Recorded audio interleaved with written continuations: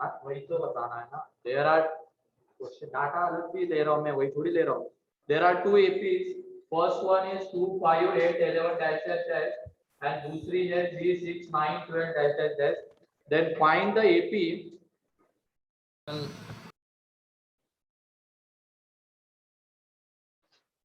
then find the AP formed by using common terms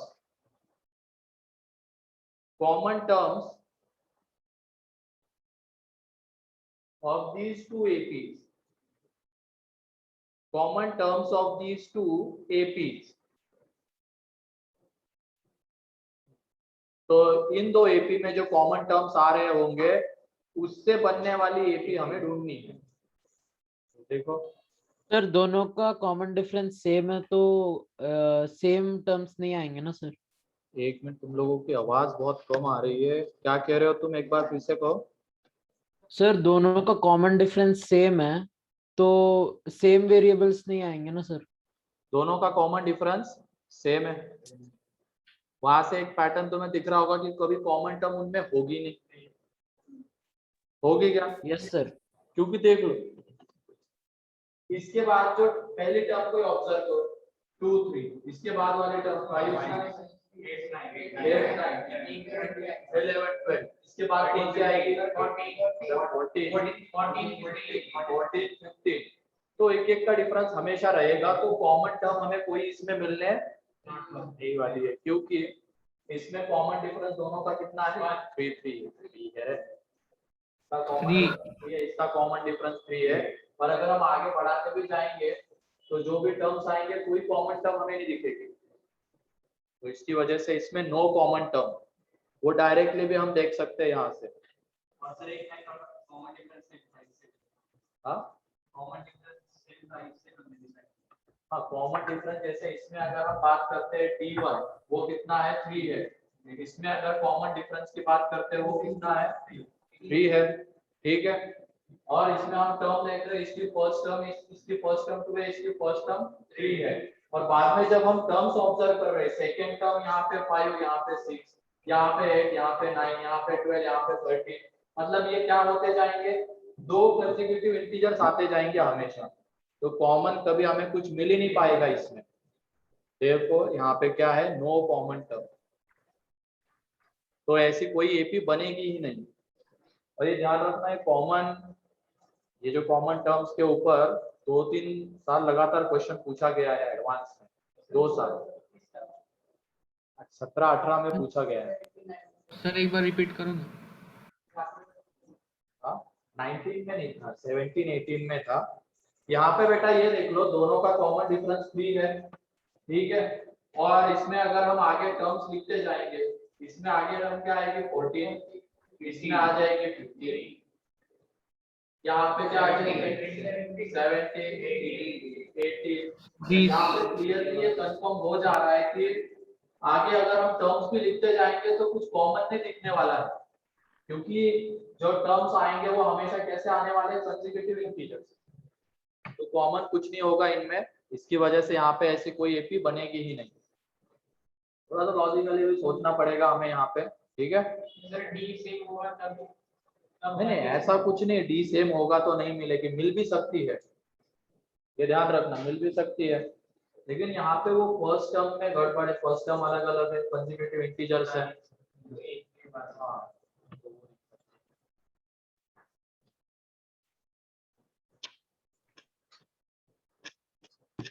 next, इसमें तो कुछ नहीं मिल पाया, अगले यही सेम क्वेश्चन है, बस 2 एपी चेंज कर लो, 2 एपी क्या कर लो चेंज, यहाँ पे 2 4 6 इस तरीके से। सर एक बार क्वेश्चन भी रिपीट कर देना। यहाँ पे 4 9 5 9 इसके बाद कौन सी आएगी,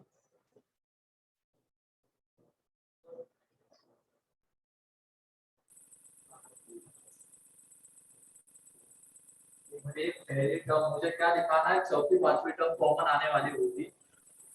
आपका ख्याल है इसमें एक तो 2 4 6 है, दूसरी एपी जिनके इसमें तो कॉमन डिफरेंस 2 है, उसमें 3 का है।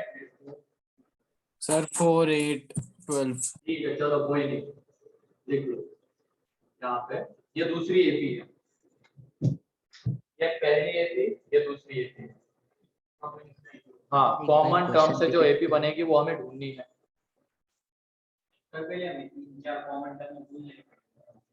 कुछ नहीं, हमें common difference and first term ढूंढनी होती है।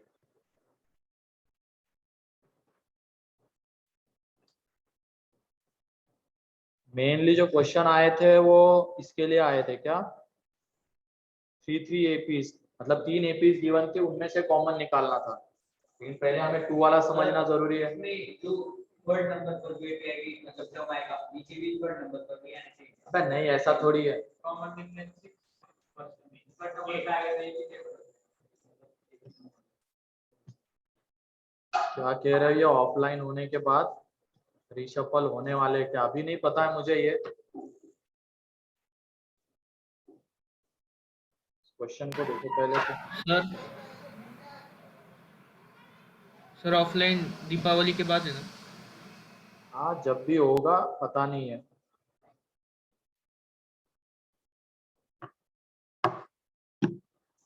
तो इसमें देखो, इसमें हमें कॉमन टर्म दिख भी जाएगी। इसके बाद वाली टर्म कौन सी आती है, 8, फिर 10, 12, 14, 16, इस तरीके से कितना चला जाएगा। इसमें अगली टर्म कौन सी आएगी, 14, 17, 20, इसमें 18, 20। ठीक है, ये हम क्या कर रहे हैं अभी, टर्म्स लिख के आइडेंटिफाई कर रहे हैं। लेकिन कभी कभी क्या होता है कि 10-12 टर्म लिखने के बाद भी हमें दिख नहीं पाता है कि कॉमन कुछ आ रहा है। तो यही से वो मेथड हम जनरेट करने वाले हैं अभी। यहाँ पे हमने टर्म देख के टर्म लिख ले, यहाँ से हमें दिख गया फर्स्ट कॉमन टर्म कौन सी आ रही है, 8 आ रही है। ठीक है, फर्स्ट कॉमन टर्म 8 आ रही है। फिर उसके बाद दूसरी कॉमन टर्म 14 आ रही है। फिर उसके बाद 20, 26। इस तरीके से हमें ये 80 मिल जाएगी कॉमन टर्म से। लेकिन ये तो क्या हो गया, टर्म लिख के हमने देख लिया। हर बार ऐसा हो ये जरूरी नहीं। अब मेथड देखो क्या है, इसका कॉमन डिफरेंस क्या है, 2, इसका कॉमन डिफरेंस है 2, इसका कॉमन डिफरेंस क्या है, 3 है। और जो कॉमन टर्म से एपी बन रही है उसका कॉमन डिफरेंस 6। इसका कॉमन डिफरेंस देखो कितना है, इसका जो कॉमन डिफरेंस है वो है 6। तो ये जो 6 है, 2 और 3 का क्या है, एलसीएम। एलसीएम बोलो, मल्टीप्लिकेशन नहीं एलसीएम। ये जो 6 है 2 और 3 का एलसीएम है। इसका मतलब जो कॉमन टर्म से एपी बनने वाली है उसका डिफरेंस क्या रहेगा, इन दोनों एपीज के कॉमन डिफरेंस का एलसीएम। ऐसी अगर 3 एपीज रहेगी तो उन तीनों के कॉमन डिफरेंस का एलसीएम रहेगा। ठीक है, तो यहाँ पे ध्यान रखना, जो कॉमन टर्म से एपी बनती है उसका जो कॉमन डिफरेंस रहेगा, यहाँ पे जितनी भी एपीज रहने दो उनके कॉमन डिफरेंस का एलसीएम। तो एलसीएम ऑफ, यहाँ पे अब 2 ही एपीज है, तो LCM of D1 and D2 ये रहेगा। इस तरीके से हमें मिलेगा कॉमन डिफरेंस। कॉमन डिफरेंस निकालना बहुत आसान है, उसमें सिंपली क्या करना है, जितनी भी एपीज रहेगी उनके कॉमन डिफरेंस का एलसीएम लेना है। ठीक है, तो ये हो गया पहला पॉइंट, कॉमन डिफरेंस निकल जाता है। अब फर्स्ट टर्म के लिए कभी कभी क्या करना, 5-6 टर्म तक लिख के देख लेना, 5-6 तक ही बस। अगर उसके बाद हमें कॉमन टर्म नहीं मिल पा रही पहली कॉमन टर्म, तो हम शिफ्ट करेंगे किसके ऊपर, इनके जनरल टर्म के ऊपर। हमने कॉमन डिफरेंस निकाल लिया, कॉमन डिफरेंस बहुत इजीली निकल जाएगा, उसमें बस क्या है, एलसीएम लेना होता है। अब अगर मान लो हमने 5-6 टर्म तक लिखा है इनको और हमें कॉमन टर्म नहीं दिख पा रही है, तो हम क्या करेंगे, इसकी जनरल टर्म लिखेंगे। इसकी जनरल टर्म बताओ क्या है, इसकी जनरल टर्म, अरे टीएन 2 + n - 1 × 2। दूसरी जो टीएन है ये आ जाएगी 2 + n - 1 × 2, मतलब 2n। और इसकी कॉमन टर्म मतलब ये टीएन, और इसको स्मॉल में लिखते हो और इसको कैपिटल में 5 + n - 1 × 3, तो इसमें ये कितनी आ रही है, और ये ध्यान रखना ये n1 n2 के टर्म्स में लिखना, n1 n2 के टर्म्स में लिखना, दोनों को अलग अलग, यहाँ पे n1 के टर्म्स में लिखेंगे इसको और इसको n2 के टर्म्स में, 3 n2 तो ये आ रहा है 3 n2 + 2, ठीक है, 3 n2 + 2 और इसकी आ रही है 2 n1, n1 n2 के टर्म्स में लिखना। अब ये हो गई इस एपी की कॉमन टर्म और जनरल टर्म, सॉरी ये इस एपी की जनरल टर्म और ये हो गई इस एपी की जनरल टर्म, ठीक है। अब क्या कर देंगे इन दोनों को इक्वेट, क्योंकि हमें क्या चाहिए, कॉमन एपी चाहिए, कॉमन टर्म से बनने वाली एपी, तो इनके जनरल टर्म को क्या कर देंगे, इक्वेट कर देंगे और वहां से ढूंढेंगे कि n1 और n2 की वैल्यू हम क्या लें, वहां से ढूंढेंगे n1 और n2 की वैल्यू क्या लें। तो अब इन दोनों को कर देंगे इक्वेट, तो इन दोनों को इक्वेट करने के बाद हमें मिलेगा 2n1 ये मिल गया। अब एक काम करना, किसी एक को दूसरे के टर्म्स में रिप्रेजेंट करना, मतलब n1 को n2 के टर्म्स में रिप्रेजेंट करो या तो n2 को n1 के टर्म्स में, मींस n1 को देखो अभी हम ऐसे लिख सकते हैं, ऐसे लिख सकते हैं। अब यहाँ पे n1 और n2 दोनों कैसे नंबर्स होते हैं, नेचुरल नंबर, यहाँ पे ये n1 जो होता है ये नेचुरल नंबर होता है एंड n2 भी होता है नेचुरल नंबर। तो तुम्हें ट्रिग्नोमेट्री का एक कांसेप्ट याद आ रहा होगा, एंगल्स का इंटरसेक्शन, मतलब वो टाइप 7 याद आ रहा है, boundary value problems, boundary value problems में भी यही करते थे ना, एक को n के टर्म्स में एक को m के टर्म्स में, फिर दोनों को क्या कर देते थे, इक्वेट, और एक को दूसरे के टर्म्स में करते थे रिप्रेजेंट, और वहां पे m और n दोनों कैसे होते थे, इंटीजर, तो उसके अकॉर्डिंगली सोचते थे। लेकिन यहाँ पे n1 n2 दोनों कैसे है, नेचुरल नंबर, उसके अकॉर्डिंगली सोचेंगे कि n2 की ऐसी कौन सी नेचुरल वैल्यू हम ले ताकि हमें n1 नेचुरल मिलेगा। तो ये देखो ऊपर में एक इवन इंटीजर बनना चाहिए, ये क्लियर हो रहा है, क्योंकि डिनोमिनेटर में क्या है 2, ऊपर में जब इवन बनेगा तभी ये नेचुरल नंबर आ पाएगा n1, तो ऊपर में इवन आने के लिए n2 को हमें इवन लेना पड़ेगा। n2 को हम क्या क्या ले सकते हैं, अब n2 ले सकते हैं 2 4 6, ये वैल्यूज ले सकते हैं n2 की जगह पे। तो ये देख लो n2 की जगह पे 2 ले रहे हैं, मतलब इस सीक्वेंस की कौन सी कॉमन टर्म हमें मिल, मतलब कौन सी टर्म मिलने वाली कॉमन के फॉर्म में, जैसे ये n2 की जगह पे 2 आया, मतलब इस एपी की सेकंड टर्म क्या होगी, कॉमन होगी, और वो दिख भी रही है, ठीक है। फिर उसके बाद कौन से नंबर की टर्म, 4, देखो 4th नंबर की टर्म सेकंड कॉमन टर्म आ रही है। फिर उसके बाद कौन सी, 6, देखो 6 नंबर की टर्म थर्ड कॉमन टर्म आ रही है। तो इस तरीके से हमें कॉमन टर्म्स मिलते चले जाएंगे, हमें मतलब बस फर्स्ट टर्म से होता है। किसी किसी एपी में जो टर्म्स जो नेगेटिव होते हैं ना, फिर हम एपी में टर्म्स नेगेटिव होते हैं ना, आपको क्या होता है, फिर हमने नेचुरल, अरे वो तो ए एंड डी के ऊपर डिपेंड कर जाएगा ना, ये n1 n2 हमेशा नेचुरल नंबर होते हैं, बाकी वो टर्म्स नेगेटिव आते हैं वो फिर इसकी कहानी इसके ऊपर डिपेंड करता है, फर्स्ट एंड कॉमन डिफरेंस के ऊपर, ठीक है। हां एक बार स्टेप्स इसे एक बार मैं समझा देता हूँ, ये सारे स्टेप ध्यान से सुन लेना। सबसे पहले तो कॉमन डिफरेंस निकलेगा। कॉमन डिफरेंस क्या होगा, जितनी भी एपीज गिवन रहेगी उनके कॉमन डिफरेंस का एलसीएम, ठीक है। अब उसके बाद हम 4-5 टर्म्स नीचे देखेंगे, और अगर हमें मान लो फर्स्ट कॉमन टर्म नहीं मिल पा रही है तो हम किसके ऊपर जाएंगे, जनरल टर्म के ऊपर जाएंगे। तो इसकी जनरल टर्म लिखेंगे, इसकी जनरल टर्म लिखेंगे, इसको लिखेंगे n1 के टर्म्स में और इसको लिखेंगे n2 के टर्म्स में। फाइनली दोनों को क्या करेंगे, इक्वेट, क्योंकि हमें फाइनली जाके दोनों एपीज की कैसी टर्म चाहिए, कॉमन टर्म। तो दोनों को इक्वेट कर दिया। अब इक्वेट करने के बाद ये मिलेगा, तो हम क्या करेंगे, n1 को n2 के टर्म्स में रिप्रेजेंट करेंगे या तो n2 को n1 के टर्म्स में। तो यहाँ पे n1 को n2 के टर्म्स में रिप्रेजेंट करना आसान था, कर दिया। अब हमें क्या करना है, ये n1 n2 दोनों नेचुरल नंबर्स है, तो n2 की ऐसी कौन सी वैल्यू ले ताकि n1 हमें नेचुरल नंबर मिलेगा, ये सोचना है। तो हमें वो क्लियरली दिख रहा है कि n2 की हमें इवन इंटीजर्स लेने पड़ेंगे, इवन नेचुरल नंबर्स 2 4 6, मतलब n2 की जगह पे 2 पुट करने के बाद ये नेचुरल आएगा, 4 पुट करने के बाद नेचुरल आएगा, तो n2 की जगह पे 2 मींस इस एपी की ये जो सेकेंड टर्म है ये कॉमन आने वाली दोनों में, क्योंकि n2 इसी का है ना, तो n2 की जगह पे 2 पुट करेंगे तो ये दोनों में क्या रहेगा, कॉमन रहेगा। फिर उसके बाद 4 पुट करेंगे तो वो सेकेंड कॉमन टर्म रहेगी। इस तरीके से हमें वो मिलता चला जाएगा, और एक बार फर्स्ट कॉमन टर्म मिल गई तो सेकेंड थर्ड निकालना बहुत आसान है, क्योंकि हमारे पास क्या रहेगा, कॉमन डिफरेंस। ठीक है, therefore first common term, first common term जो है वो n2 की जगह पे क्या पुट करके मिलेगी हमें, 2। तो n2 की जगह पे 2 पुट कर देंगे तो वो आ जाएगा 3 × 2 + 2 दैट इज 8। तो ये फर्स्ट कॉमन टर्म और कॉमन डिफरेंस इन दोनों का एलसीएम मतलब कितना आ जाएगा, 6। ये हो गई मेथड। अभी हमने कैसे देखा था स्टार्टिंग में, टर्म्स लिख के। सर आपने वीडियो में तो आपने ए से भी इक्वेट कर दिया।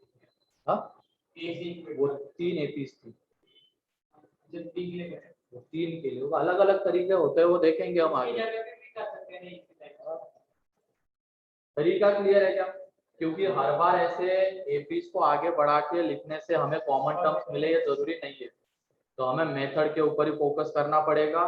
पहले तो कॉमन डिफरेंस निकालना पड़ेगा, फर्स्ट कॉमन टर्म के लिए क्या करना पड़ेगा, दोनों की जनरल टर्म्स लिखनी पड़ेगी, यानी इस तरीके से आगे बढ़ना पड़ेगा। तो एक बार फर्स्ट कॉमन टर्म मिल गई, कॉमन डिफरेंस मिल गया, तो पूरी एपी मिल जाएगी। देखो अब 8 में 6 ऐड करो 14, 14 में 6 ऐड करोगे 20, तो वो मिलता चला जाएगा आगे। क्लियर है इधर सभी लोगों को ऑनलाइन? Yes sir.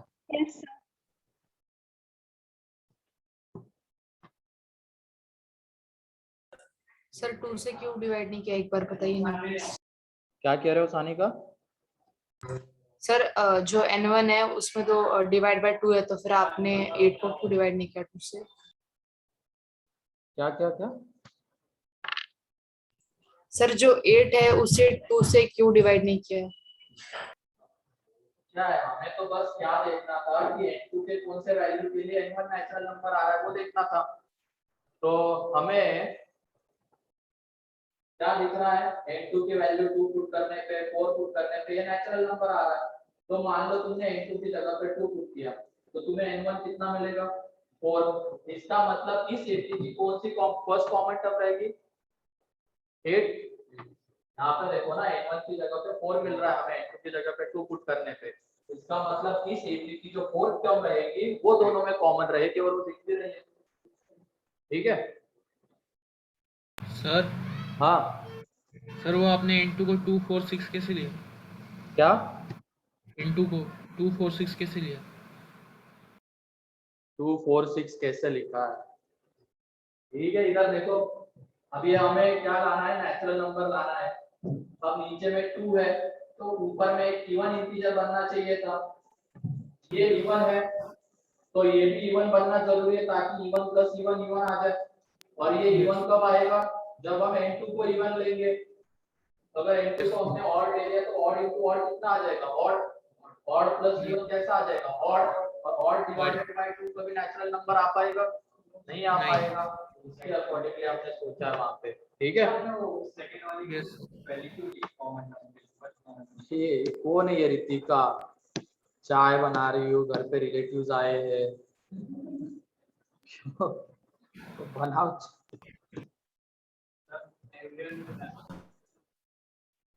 सर हाँ वही वो एवरीवन पे आ गया, पर्सनल पे कर रहे हैं। सर हाँ सर आप गंगापुर रोड पे हो क्या अभी?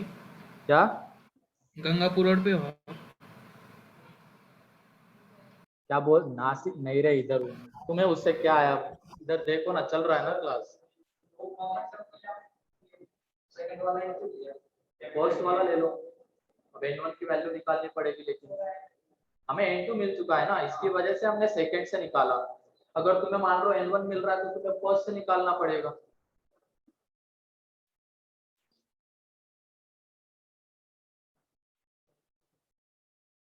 हाँ बना रही हूँ, ये बना रही हूँ। इधर इम्पोर्टेंट चीजें चल रही है, एडवांस में इसके ऊपर 2 बार लगातार कुछ क्वेश्चन पूछा गया है 2-3 साल।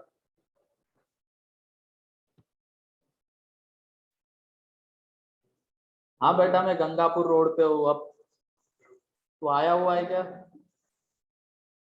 नहीं सर। अगर आया हुआ है तो रूम नंबर कौन सी है? 3rd फ्लोर पे है, आ जा। ठीक है, और अगर तू सेंटर पे नहीं घर पे बैठा हुआ है तो पूछ क्यों रहा है मेरे को? तो ये समझ में नहीं आ रहा है। तू नासिक रोड पे है क्या? सर नहीं। तो घर पे बैठा है तो अगली बार पूछने का क्या सेंस है? सर नहीं, अगली बार आ जाऊंगा नहीं इसलिए। तो फिर उस टाइम पे पूछ लेना ना, अगले लेक्चर के पहले। आप तो ओके सर। चलो आगे बढ़ते हैं।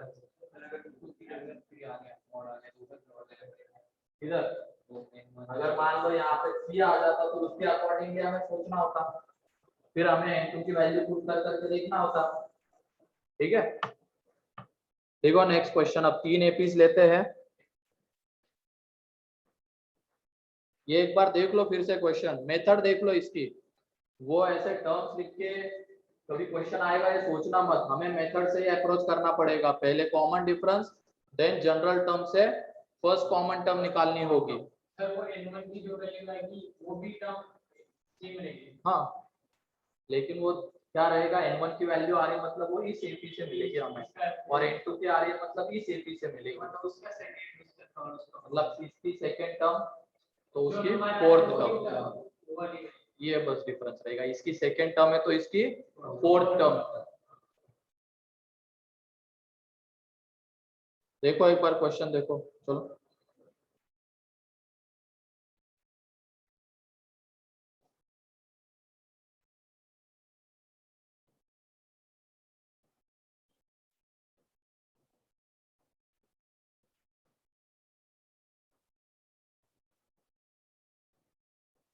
क्वेश्चन याद है? हाँ, क्वेश्चन याद है? अरे अभी बनाया है ये, इसीलिए तो सेकंड वाला नहीं लिख पा रहा था मैं। ठीक है, अभी थर्ड वाला इसीलिए तो देख रहा हूँ क्वेश्चन, मैं वो लिखने के लिए बोला। देखो क्वेश्चन याद थोड़ी करने होते हैं बेटा, कंसेप्ट के ऊपर फोकस करना होता है।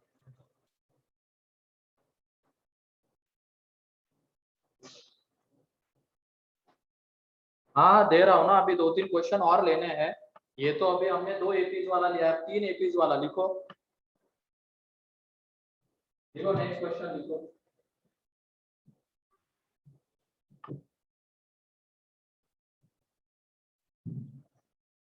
लेट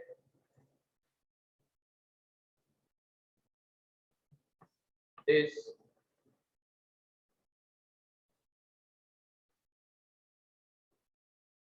एपी कर लेना है यहाँ पे।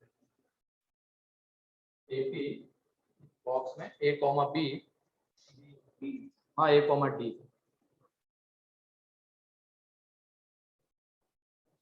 Terms of an infinite arithmetic progression,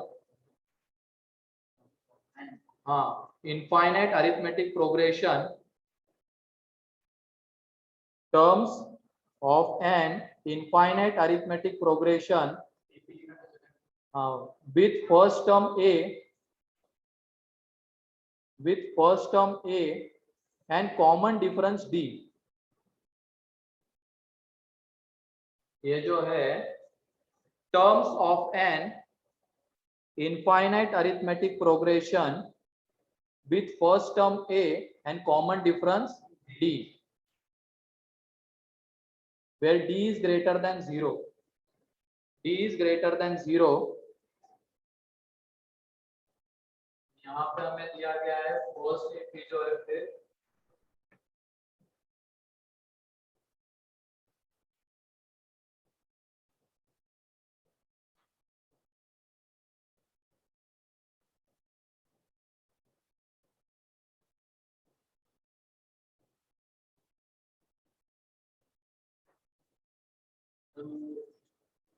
What's the word is common difference now?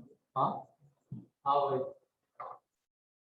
और ये इज इक्वल टू, यहाँ पे नीचे लिख रहा हूँ, इज इक्वल टू है AP M comma N.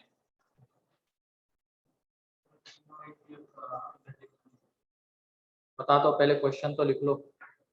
Then find m plus n। हाँ एक बार चलो लिख लो फिर से question. Let ap a comma d terms of an infinite arithmetic progression, या टर्म्स ऑफ एन की जगह पे वो हटाओ, इज इनफाइनाइट अरिथमेटिक प्रोग्रेशन। फिर से एक बार पढ़ रहा हूँ question, let AP A comma D is infinite arithmetic progression with first term a and common difference d, with first term a and common difference d, where d is greater than 0, where d is greater than 0।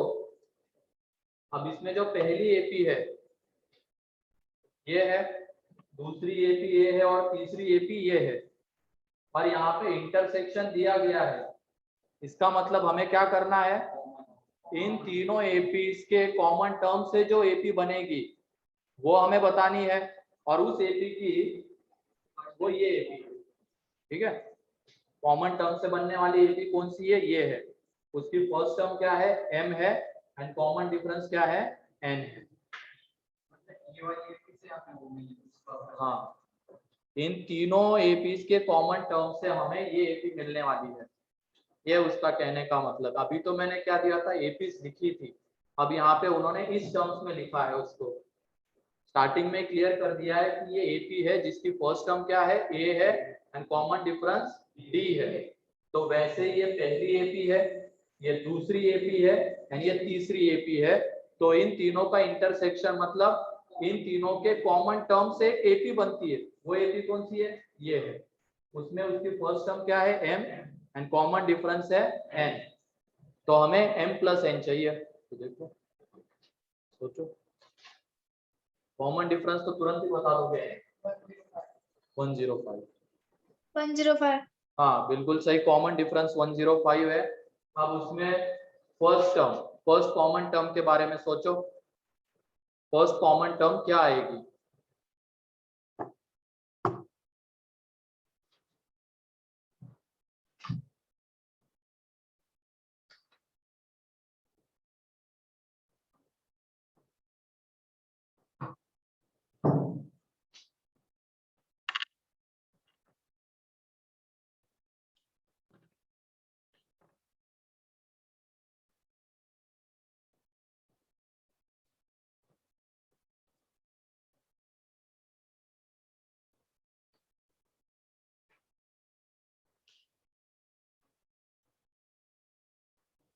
ये अभी सारे advance level के question चल रहे हैं, mains में नहीं पूछते। मेंस में इसके पहले वाले जो 2 लेक्चर में हुए थे वो वैसे मेंस में सीईटी में आते हैं। ये एडवांस में तो इसी तरीके से, अगर प्योरली एपी का क्वेश्चन बनाना है तो ये रहा।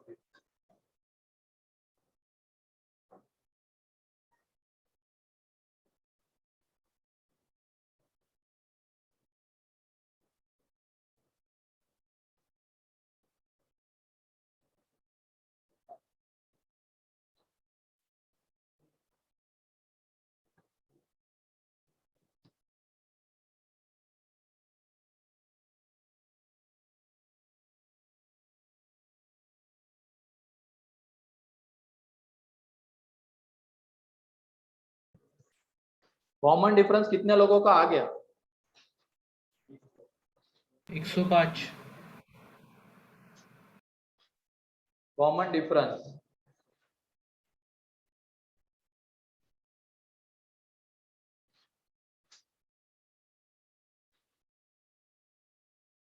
चलो कॉमन डिफरेंस तो आ गया है। अब फर्स्ट टर्म के बारे में सोचो, फर्स्ट टर्म के बारे में सोचो क्या करना पड़ेगा उसके लिए। तीनों की जनरल टर्म लिखनी पड़ेगी। हाँ हाँ ऐसे।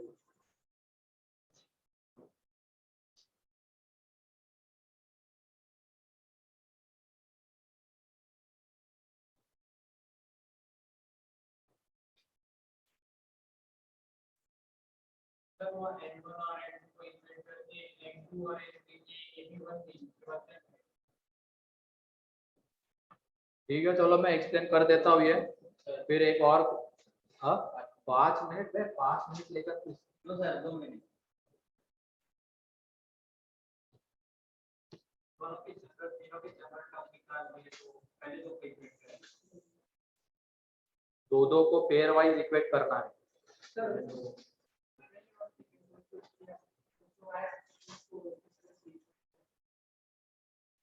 मैं बोल रहा हूँ ना पेयर वाइज इक्वेट करना है, पहले दो को फिर सेकंड थर्ड को एंड थर्ड फर्स्ट को ऐसे करना है।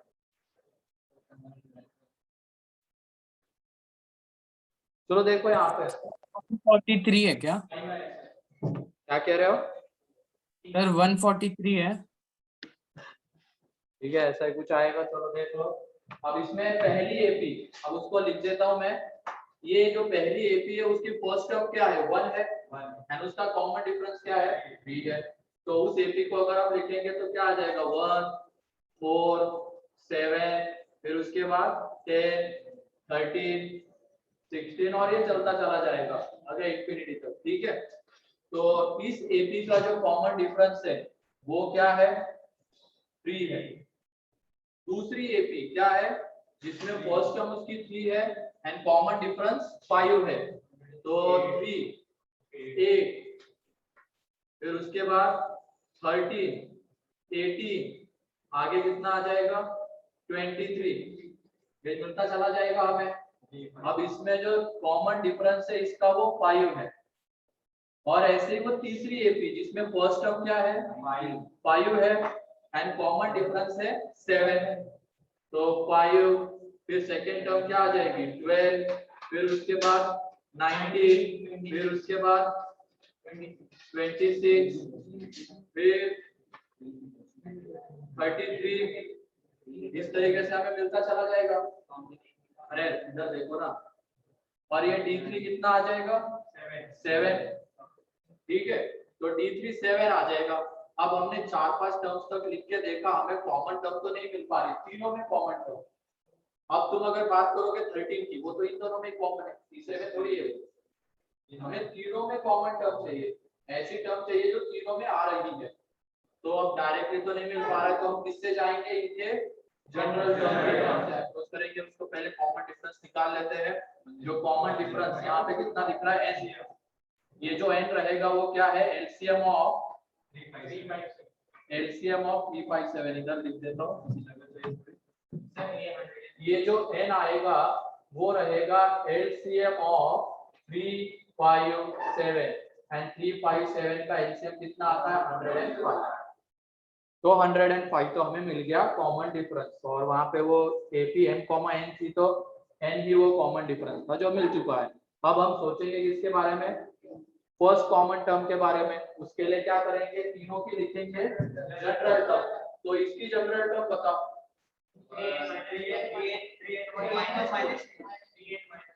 कितना आ जाएगा? 3n1 minus 2 n1 n2 के टर्म्स में लिखना।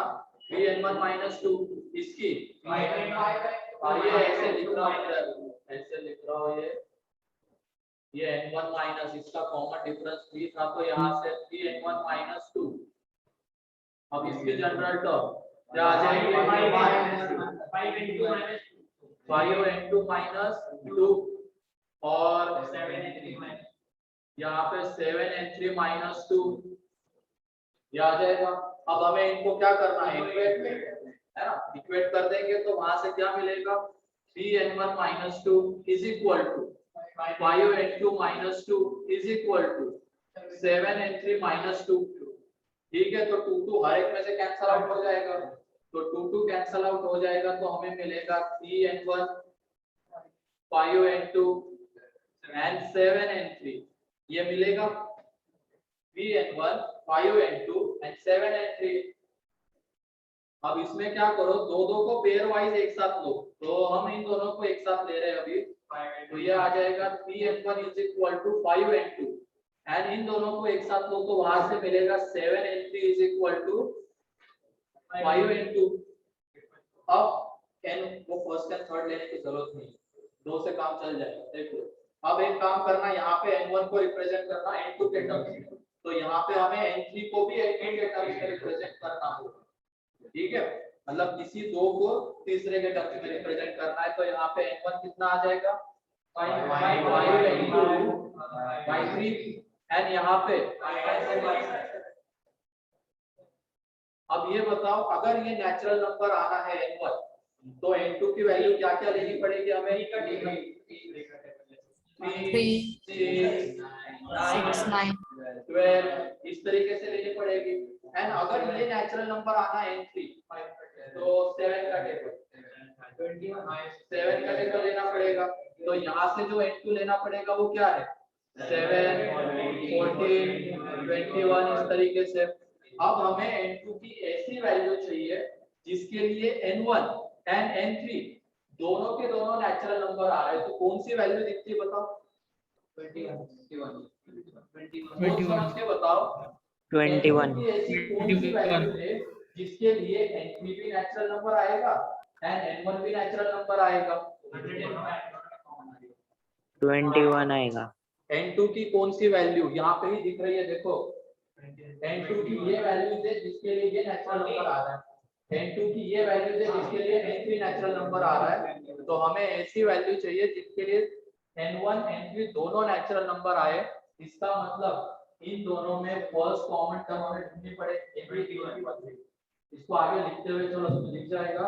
इसके बाद वाली टर्म कौन सी है? 15, 18 एंड 21। इसका मतलब ये देखो n2 की जगह पे 21 पुट करेंगे तो ये भी नेचुरल नंबर आ रहा है, ये भी नेचुरल नंबर आ रहा है। इसका मतलब n2 की जो वैल्यू है वो कौन सी लेनी पड़ेगी हमें? 21। इसके बाद ऐसी बहुत सारी वैल्यूज मिलेगी लेकिन हमें फर्स्ट की टर्म निकालनी है बस। तो n2 की कौन सी वैल्यू है? 21। इसका मतलब इस AP के कौन से नंबर की टर्म है? 21 नंबर की टर्म है जो तीनों में क्या रहेगी? कॉमन रहेगी। तो n2 की जगह पे 21 पुट कर दो तो हमें फर्स्ट कॉमन टर्म मिल जाएगी 5 into 21 minus 2 103। तो दोनों का सम पूछा गया है तो वो क्या आ जाएगा? 208। क्लियर है सभी लोगों को ये?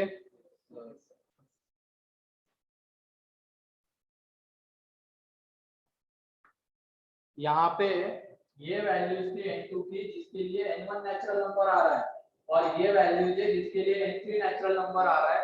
तो हमें n2 की ऐसी वैल्यू चाहिए जिसके लिए दोनों नेचुरल नंबर आए। तो वो वैल्यू कौन सी दिखती है हमें? 21। ऐसे बहुत सारी वैल्यूज आगे मिलेगी लेकिन हमें वो सबसे पहले जो आती है उसी से मतलब था तो वो 21 आती है। तो इसका मतलब जो तीनों में कॉमन टर्म है फर्स्ट कॉमन टर्म वो इस AP की कौन से नंबर की टर्म है? 21 नंबर की टर्म है। तो उसमें पुट कर देंगे 21 तो हमें ये जो मिलेगा 103। ये सबसे पहली कॉमन टर्म रहेगी तीनों में। अब ऐसे क्वेश्चन को अगर हम 1 by 1 ऐसे APs लिखते चले जाते तो 21 टर्म्स तक लिखना पड़ता। तो देख लो कितना लेंदे हो जाता, वो हालत खराब हो जाती उसमें। ठीक है तो 3 वाले में क्या करना है? जनरल टर्म तो लिखने हैं, पेयर वाइज इक्वेट करना है। तो n1 को n2 के टर्म्स में रिप्रेजेंट कर रहे हैं तो n3 को भी n2 के टर्म्स में रिप्रेजेंट करना पड़ेगा। एंड ये देखना पड़ेगा n2 की ऐसी कौन सी वैल्यू ले जिसके लिए n1 n3 दोनों नेचुरल नंबर आएंगे। ठीक है तो जो टी ऑफ n है वो यही रहेगा ना इसका कॉमन वाले का। और वो जो फर्स्ट कॉमन टर्म आ रही है इस AP के कौन से नंबर की टर्म है? 21। और अगर हमें इस AP के कौन से नंबर की टर्म है उसकी बात करनी तो हमें क्या निकालना पड़ेगा? n1 देख लो n2 की जगह पे 21 पुट करो तो n1 कितना आ जाएगा? 35। मतलब इस AP के कौन से नंबर की टर्म रहेगी? 35। एंड यहाँ पे 21 पुट करो n3 कितना मिलेगा? 15।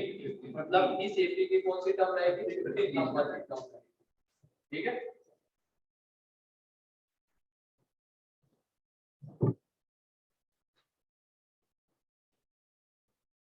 किसी को कोई डाउट इसमें? ऑनलाइन वाले बताओ। No sir. डी बहुत इजीली निकलता है। मेन कहानी किसकी होती है? फर्स्ट टर्म निकालने की। उसके लिए भी अगर तुम इसी पैटर्न से आगे बढ़ोगे तो वो भी मिल जाता है। पेयर वाइज इक्वेट करेंगे, n1 को n2 के टर्म्स में रिप्रेजेंट कर रहे हैं तो n3 को भी n2 के टर्म्स में रिप्रेजेंट करना। और क्या ढूंढना? n2 की ऐसी कौन सी वैल्यू ले जिसके लिए n1 n3 दोनों नेचुरल नंबर आए। सर यहाँ पे कॉमन नंबर को क्या करना हाँ मिल जाता है, इसमें मिल जाएगा जल्दी, इसमें तुम लिख के भी देख सकते हो, मिल जाता है, इसमें ज्यादा लिंक नहीं जाएगा। ठीक है नेक्स्ट, लिखो लिखो जल्दी करो।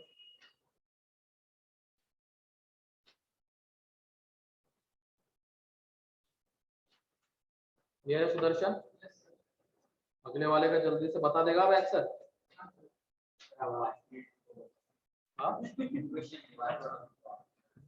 क्वेश्चन के बाद थोड़ा रुको। ओके, तो जिनका हो गया उनके लिए बस क्वेश्चन पूरा यही है, इसमें वो 3 एपी का डाटा चेंज कर लो। पहली एपी है 13 इंटरसेक्शन, दूसरी जो एपी है वो है 25, एंड जो तीसरी एपी है वो है 37। ठीक है, पहली एपी में क्या है 13, दूसरे में है 25, तीसरे में है 37, और यही सेम क्वेश्चन है, बस इसमें ये चेंजेस है, और इसमें भी हमें क्या चाहिए n+n।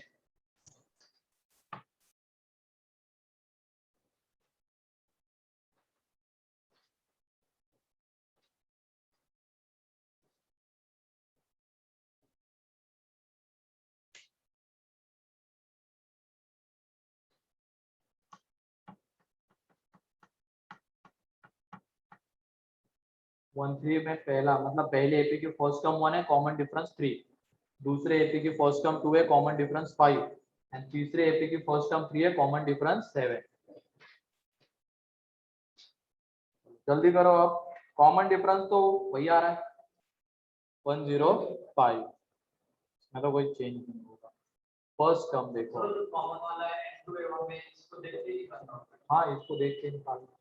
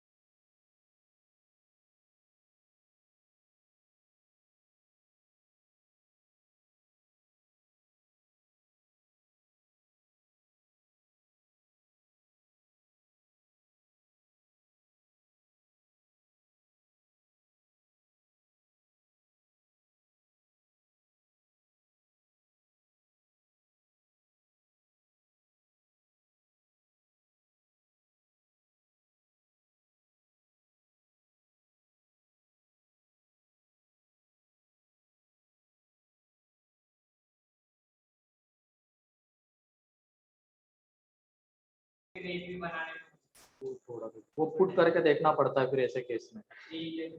हमें n2 की वैल्यू पुट कर करके देखना पड़ेगा कि कब वो n1 नेचुरल नंबर आ रहा है। के हिसाब से कैसे जाएगा सर, मतलब n2 की वैल्यू 1 से 10 तक हम पुट करके देखते हैं एक एक हाँ एक एक पुट करके देखो 1 पुट करने पे आ रहा है क्या, 2 पुट करने पे आ रहा है क्या।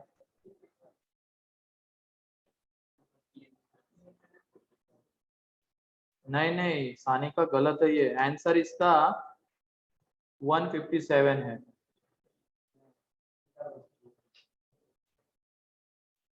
आ गया सर। m प्लस n 157 आ रहा है क्या किसी का? Yes sir. नहीं आ रहा है? जैसे इसमें तो इजीली दिख जा रहा था कि n2 की वैल्यू का c का मल्टीपल, इसमें 7 का मल्टीपल, इसमें पुट करके देखना पड़ेगा, वो है बस। हाँ सही है आयुष। फर्स्ट कॉमन टर्म आती है 52 एंड कॉमन डिफरेंस क्या है 105 है। सही है चारुदत्त।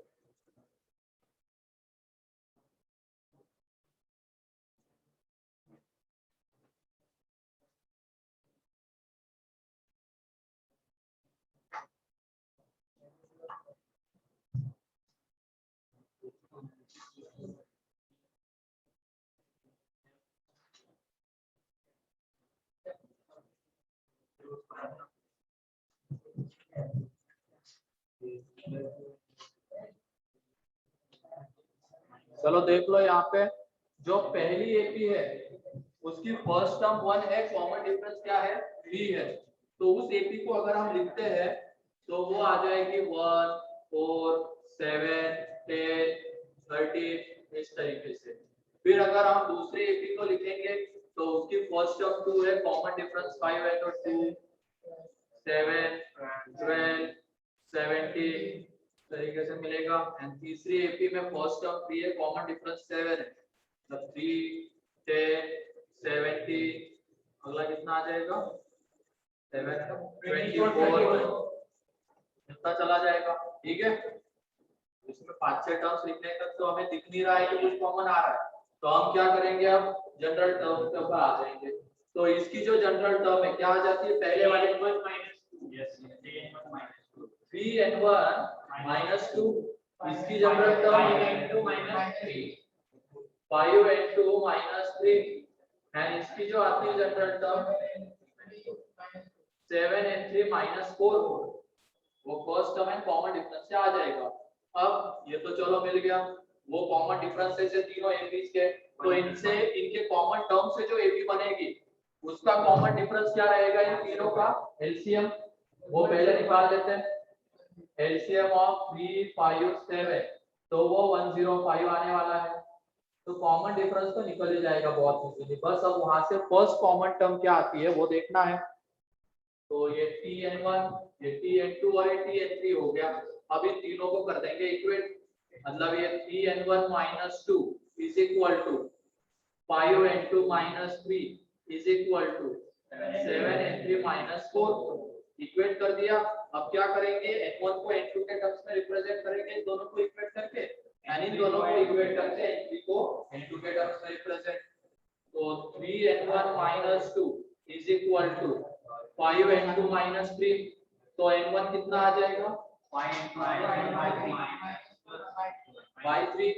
अब इन दोनों को इक्वेट करेंगे तो 5n2 - 3 7n3 - 4, तो यहाँ से जो n3 आएगा 7 ये आ जाएगा। अब यहाँ पे n2 की कौन सी वैल्यू पुट करें ताकि हमें n1 नेचुरल नंबर मिलेगा, ये सोचना है। तो शुरुआत करेंगे 1 से। 1 पुट करने पे आ रहा है क्या 2, ये आता है 2 पुट करने पे आता है, मतलब n2 की जो पहली वैल्यू होगी वो है 2, दूसरी वैल्यू 3 पुट करने पे होता है क्या 4 5, ये 25 पुट करने पे होता है तो 5। उसके बाद 8, एक बार पैटर्न मिल जाएगा, ये पैटर्न भी जो आएगा वो एपी में ही आएगा। इसके बाद 8 11 इस तरीके से कितना चला जाएगा। ठीक है, अब इसमें देखते हैं कौन सी वैल्यू आएगी सबसे पहली। नहीं होता ये 1 नहीं, 4 4 शुरुआत होगी कहाँ से, 4 से, 9, फिर उसके बाद 9 4 भी आता है क्या, देखो हाँ आता है 4, फिर उसका सीधा 11 आता है, सीधा 11 आ जाएगा, फिर उसके बाद क्या आएगा, जो भी आएगा काम तो हो गया। अब हमें क्या दिख रहा है, 11, n2 की वैल्यू कौन सी, 11 है, इसके लिए n1 भी नेचुरल नंबर आ रहा है, n3 भी नेचुरल नंबर, तो पहली टर्म की उसी से मतलब था, तो n2 क्या है, 11।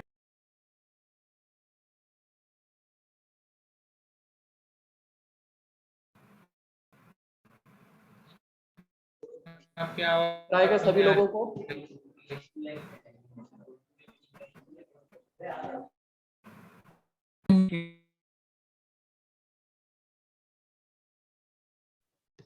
दिख रहा है क्या,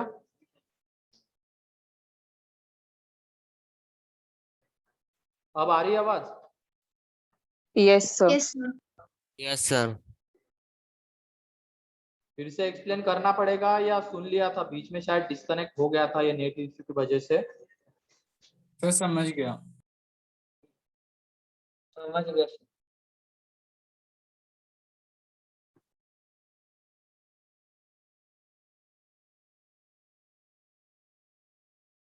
तो क्लियर है, अब ये कॉमन एपीज वाले क्वेश्चन बन जाएंगे, 3 तक जा सकते तो सोचिए ये इसके हाँ 4 की तो बन सकती है, लेकिन इतना क्यों नहीं करेगी। फिर उसमें क्या करना पड़ेगा, n1 n2 n3 n4 आएंगे, फिर हमें n1 को n2 के टर्म्स में, n3 को भी n2 के टर्म्स में, n4 को भी n2 के टर्म्स में रिप्रेजेंट करना पड़ेगा। हाँ बड़ा 4 का नहीं आता है, अभी तक तो पूछा नहीं गया।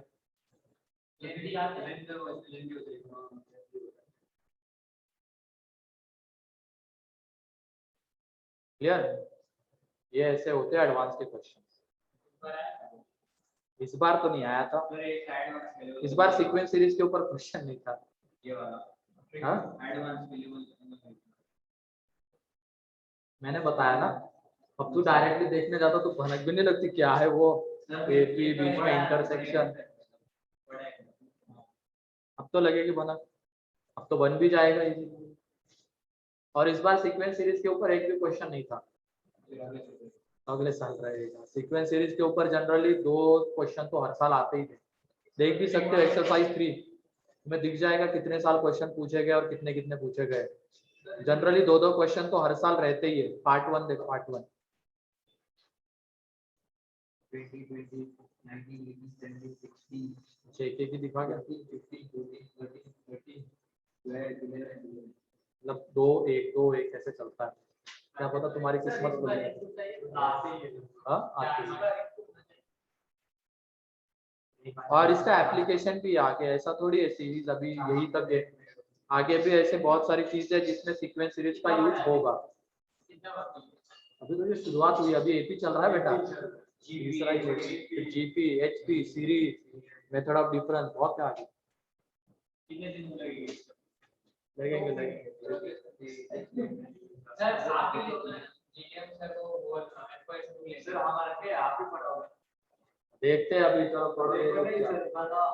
सर हमको ठीक है। इधर देखो, ये क्लियर है सभी लोगों को? Yes, sir. चलो ठीक है, नेक्स्ट क्वेश्चन लिखो अब।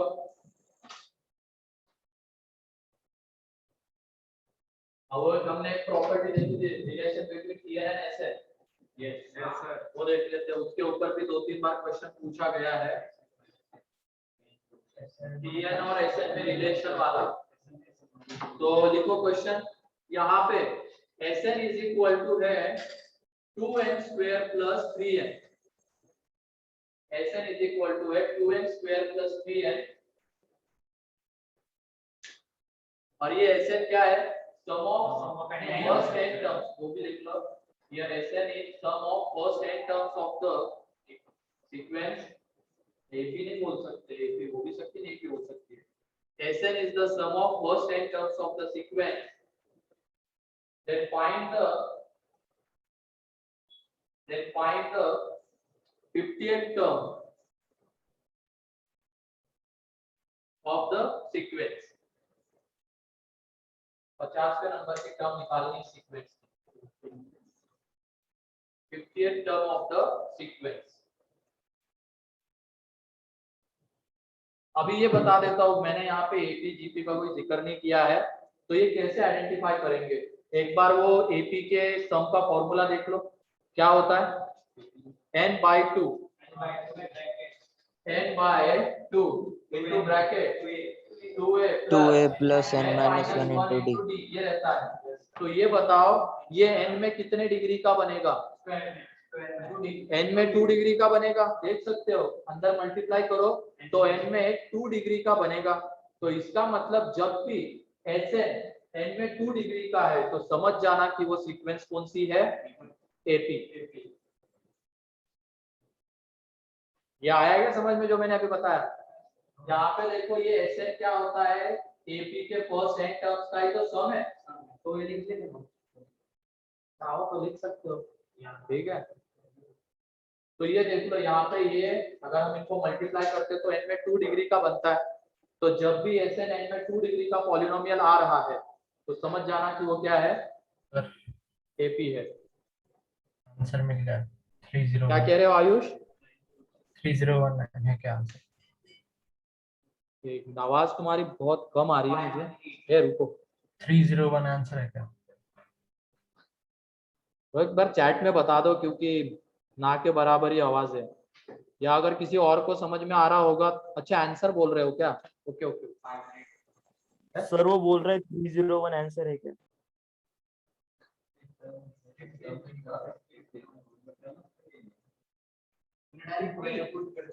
तो पहले तो वो समझ में आ गया ना, अगर 2 डिग्री का बनता है Sn n में तो इसका मतलब वो सीक्वेंस क्या है, एपी है। इसके फर्स्ट n टर्म्स का वो सम गिवन रहेगा हमें।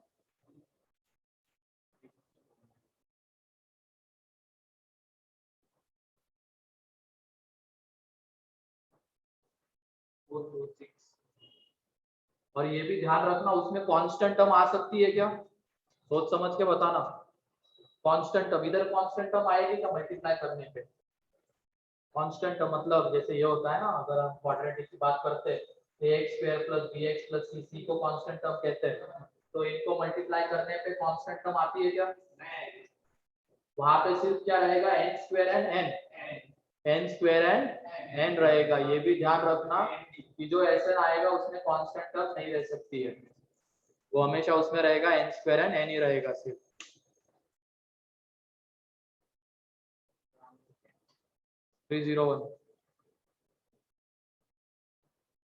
यस सर 301 है।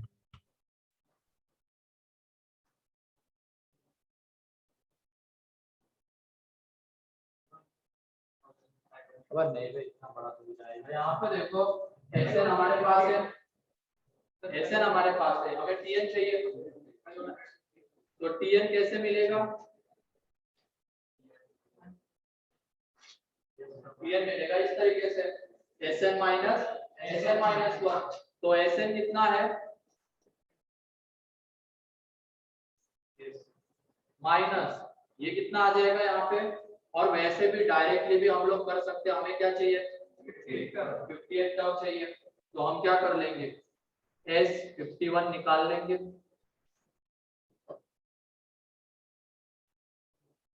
क्या आ जाएगा, क्या निकाल लेंगे,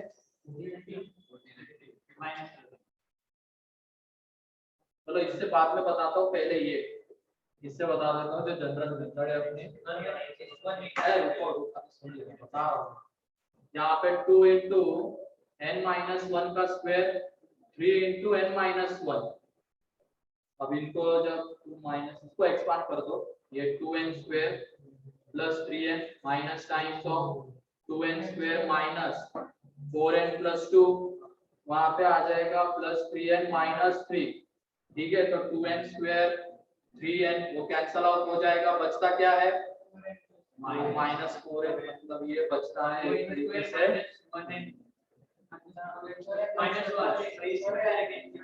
एक minute minus N plus -n -1 तो ये 301 आ रही है तुम लोगों की, इसमें गड़बड़ कर रहा है। सर 201 है सर 201 आएगा। इसको अंदर मल्टीप्लाई कर दिया, ठीक है, इसको एक्सपांड किया, हाँ सर 201 है बराबर। 201 है सर।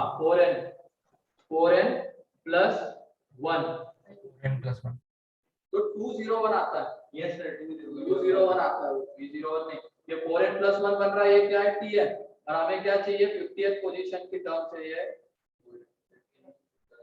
तो 201 है, 201 आंसर है, 201, 301 नहीं। सर हाँ बोलो। सर हम वो 2n² प्लस 3n को n/2 whole 2a plus n-1d के फॉर्म में भी बना सकते थे ना? हाँ, उस फॉर्म में कन्वर्ट करके first term and common difference मिलेगा, फिर उसके हाँ, बाद सर। उसकी हेल्प से वो आ जाएगा, ऐसे भी कर सकते हो। सर मैंने S1 और S2 निकाला और फिर बहुत सारे तरीके बताता हूँ, हर एक तरीका, लेकिन ये तरीका इसलिए इम्पोर्टेंट है, इसमें क्या होता है Sn गिवन रहता है, ठीक है। Sn क्या होता है जनरली, Sn होता है समेशन ऑफ Tn, Tn का ही तो समेशन होता है T1 plus T2 up to Tn, तो ये गिवन रहता है क्वेश्चन में, ये क्वेश्चन में हमें गिवन रहता है जैसे कि इस तरीके से, और बाद में हमें क्या पूछा जाता है, find the sum of summation of Tn ये पूछा जाता है, और ऐसे क्वेश्चन 2-3 बार पूछे गए हैं, एडवांस में भी 1-2 बार पूछे गए, मेंस में भी पूछे गए हैं। तो हमें इसके लिए पहले क्या निकालना होता है, Tn क्या होता है Sn माइनस 1, एक बार Tn निकल गया, फिर उसका क्या करना होता है स्क्वायर, उसको इस समेशन में पुट करना होता है, लेकिन अभी वो हमने देखा नहीं है, समेशन ऑफ n स्क्वायर क्या आता है वो बाद में हम देखने वाले हैं, तो ऐसे क्वेश्चन फिर करेंगे। सर 50 टर्म वाली जो S51 S वो भी बता रहा हूँ ना, पहले तो ये क्लियर है ना, Tn निकाल कैसे कैसे क्वेश्चन बन सकते हैं। यहाँ पे तो क्या है 50th पोजीशन की टर्म पूछी गई है, क्या हो जाएगा, कभी कभी उसका स्क्वायर कर दिया जाएगा Tn का, एंड उसका सम पूछा जाएगा, या तो Tn को डिवीजन में भेजा जाएगा एंड उसका सम पूछा जाएगा, तो ये सारे वेरिएशंस हो सकते हैं, लेकिन इसके लिए क्या निकालना जरूरी है, सबसे पहले इसकी हेल्प से Tn, तो बहुत सारे वेरिएशंस उसमें। सर इस तरीके से हम सर Tn करके लास्ट में डायरेक्ट उसका स्क्वायर करेंगे, ये निकालने का स्क्वायर, हाँ वही ना Tn है, फिर उसका स्क्वायर करना पड़ेगा बाद में समेशन, ये इसलिए इम्पोर्टेंट है, और इसके ऊपर क्वेश्चन दिख जाएंगे।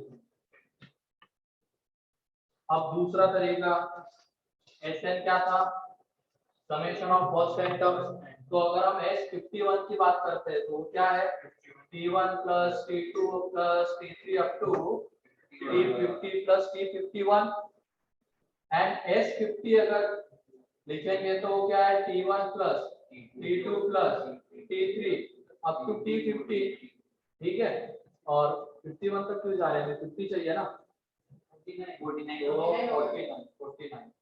50 एंड 49, तो इसके पहले क्या आ जाएगा, ये T49 है, इसमें लास्ट टर्म आएगी T50 एंड यहाँ पे जाएंगे T49 तक, तो देख लो हमें T50 चाहिए था, तो इसमें से इसको क्या कर देंगे सब्ट्रैक्ट, तो हमें क्या मिल जाएगा T50, तो T50 इज इक्वल टू हमें क्या मिलेगा S50 minus S49, and S50 क्या रहेगा 2 into 50 का square plus 3 into 50 minus 2 into 49 का स्क्वायर प्लस 3 into 49, ऐसे भी निकाल सकते हो, आ जाएगा 201, ठीक है, ऐसे भी निकाल सकते हो, यहाँ से भी 201 ही आएगा। हाँ एक ही है बस, उसमें हमने पहले Tn निकाला, फिर n की वैल्यू पुट की, अब वो इसलिए जरूरी है, हमेशा ऐसा ही क्वेश्चन आएगा जरूरी नहीं है, इसमें उसका स्क्वायर करके उसका सम पूछा जा सकता है, या और भी कुछ वेरिएशंस हो सकते हैं।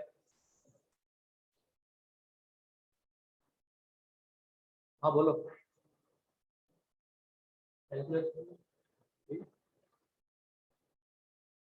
ऐसे उसको एक्सपांड करने की जरूरत नहीं, क्या करो इन दोनों को एक साथ ले लो, तो उसमें कौन सा फॉर्म बनेगा a² माइनस b² वाला, और इन दोनों को ले लोगे तो क्या है 3 into 50 माइनस 49, तो 3 एक्सपांड करने का सर ये ऐसे इसका हर बार कर सकते हैं। हाँ ऐसे इसका हर बार कर सकते हैं। हाँ मतलब बस n वैल्यू पुट करके की वैल्यू। तो इससे हमें दो तीन चीजें कौन सी पता चली, अगर Sn n में 2 डिग्री का है और उसमें कांस्टेंट टर्म नहीं है तो वो एक तरीके से कौन से सीक्वेंस का सम होगा, एपी का सम होगा। ठीक है, क्या है मोबाइल पे बंद कर यार, वो बोल रहा गलत आ रहा है।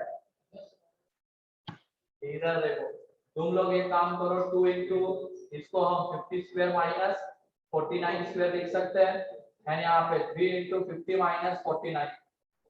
तो यहाँ पे देखो इसके फैक्टर्स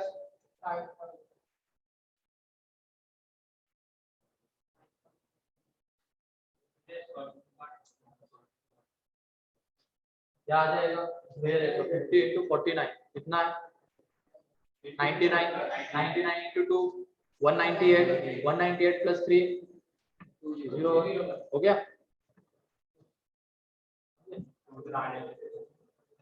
हाँ हाँ वही आइडेंटिटी से तो किया। चलो ठीक है, अब आगे बढ़ते हैं। तो इस कंसेप्ट को कैसे यूज किया जा सकता है क्लियर हो गया। और भी जो क्वेश्चंस आएंगे वो हम आगे देखेंगे, क्योंकि वो कंसेप्ट अभी हमने सीखा नहीं आगे का, समेशन ऑफ n स्क्वायर, या जब डिवीजन में चला जाता है तो उसका सम कैसे निकालते हैं वो आगे देखेंगे। लेकिन उसके पहले ये बेसिक कंसेप्ट पता होना चाहिए उसके लिए। सर उसकी ये किसी भी लिखते हैं तो वो टी के पहले टी एन माइनस वन कैसे आता ही है ना, उसके पहले तो tn माइनस 1 ही होगा।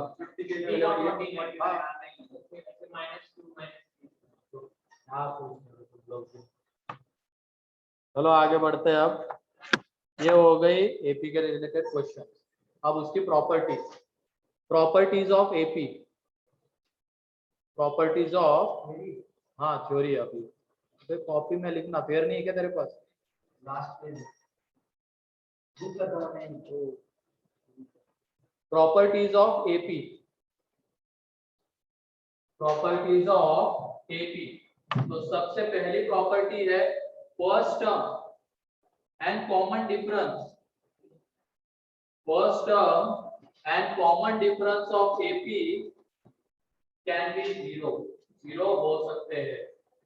First term and common difference of AP can be zero, AP की फर्स्ट टर्म जीरो हो सकती है, कॉमन डिफरेंस भी जीरो हो सकता है।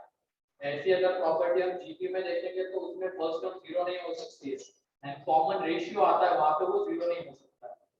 लेकिन एपी में ऐसा कुछ नहीं है, first term and common difference zero हो सकता है पूरी एपी।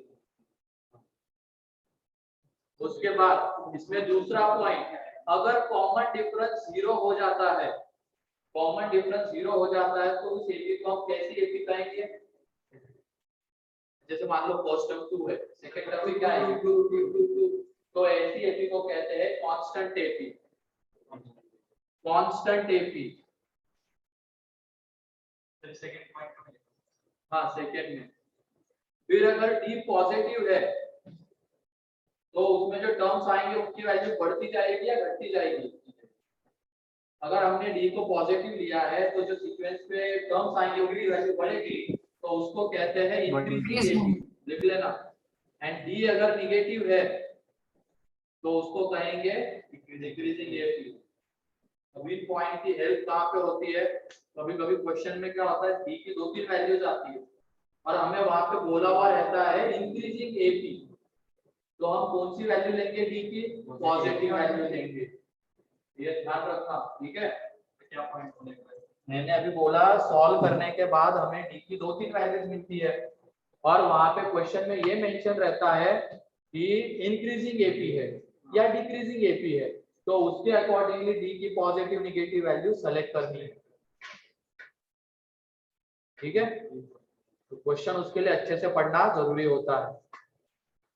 तो अगर D zero constant AP, D positive increasing AP and D negative तो डिक्रीजिंग एपी आएगी।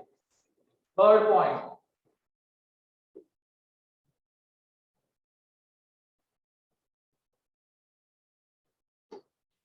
Third point if ABC are in AP, if ABC are in please AP, repeat करो ना, आवाज नहीं आ रही। क्या हो गया? सर रिपीट बीच करो में ना, आवाज आवाज कट गई। हाँ ठीक है। if ABC are in AP, यार नेट का प्रॉब्लम। अब आ रही है क्या? Yes sir. ये तो थोड़ा सा नेट फ्लक्चुएट हो रहा है सेंटर पे, पता नहीं कितने लोग लगा के बैठे। तुम में से किसका ऑन है? आप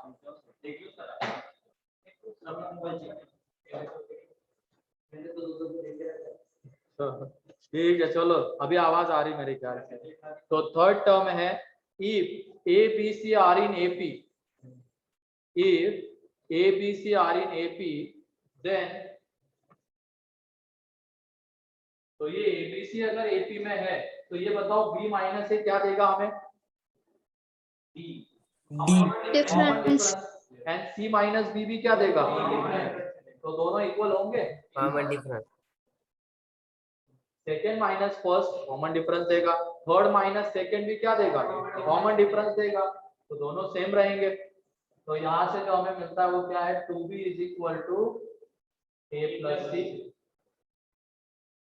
मतलब मिडल टर्म का 2 टाइम्स किसके इक्वल रहेगा? फर्स्ट एंड थर्ड टर्म के इक्वल रहेगा, अगर ये तीन टर्म्स AP में है तो।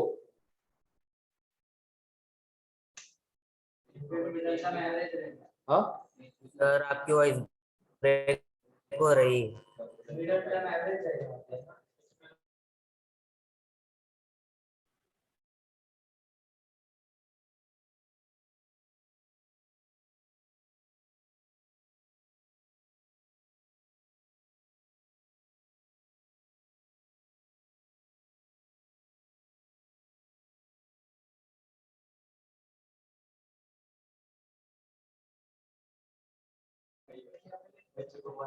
ठीक है, चलो ये लास्ट पॉइंट है आज के लिए। तो ये पॉइंट क्या है? If ABC are in AP, तो क्या हो जाएगा? ये B माइनस है इस AP की क्या रहेगी? कांस्टेंट, मतलब common difference. And C minus B भी क्या रहेगा? उसका कॉमन डिफरेंस। दोनों सेम रहेंगे, तो वहां से हमें ये मिल जाएगा 2B is equal to A plus C।